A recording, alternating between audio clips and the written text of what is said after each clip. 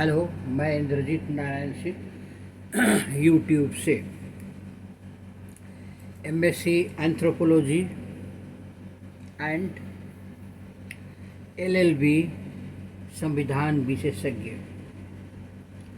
आज मैं संविधान के वयस्क मताधिकार और चुनाव लड़ने का अधिकार के बारे में बताने जा रहा हूँ। आप लोग ध्यान से सुने, ये एजुकेशनल वीडियो है। चुनाव का तरीका निर्धारित करने के लिए अतिरिक्त संविधान चुनाव के बारे में दो मूल प्रश्न उठता है। मतदाता कौन है और कौन चुनाव लड़ सकता है। इन दोनों बिंदुओं पर हमारा संविधान पूर्ण रूप से स्थापित लोकतांत्रिक परंपराओं का पालन करता है। आप जानते हैं कि लोकतांत्रिक चुनाव में देश के सभी वयस्क नागरिकों को चुनाव में वोट देने का अधिकार होना जरूरी है। इसी को सार्वभौमिक वयस्क मताधिकार के नाम से जानते हैं।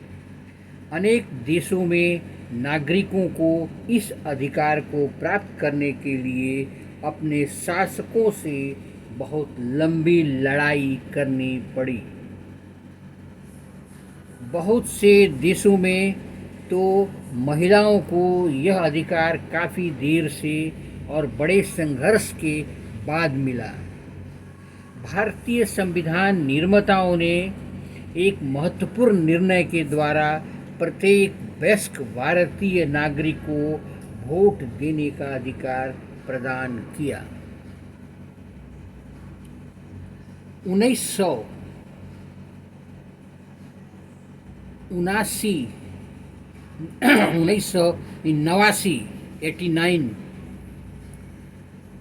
तक 21 वर्ष के ऊपर के भारतीय नागरिकों को वयस्क भारतीय माना जाता था।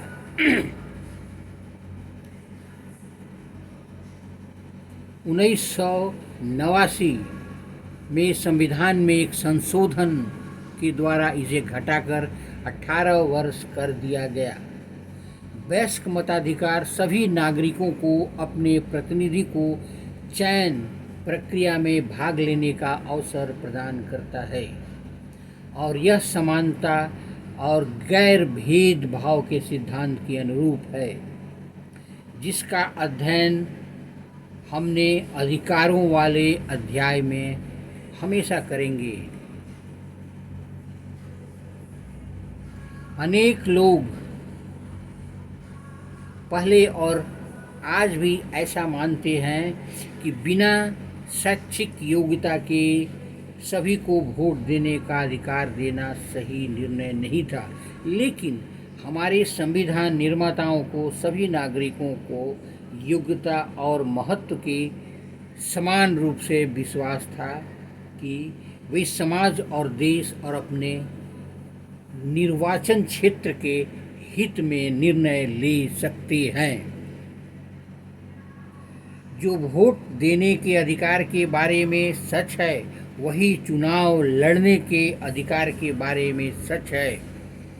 सभी नागरिकों को चुनाव में खड़े होने और जनता का प्रतिनिधि होने का अधिकार है, लेकिन विभिन्न पदों पर चुनाव लड़ने की न्यूनतम आयु अर्हता भिन्न भिन्न होती है।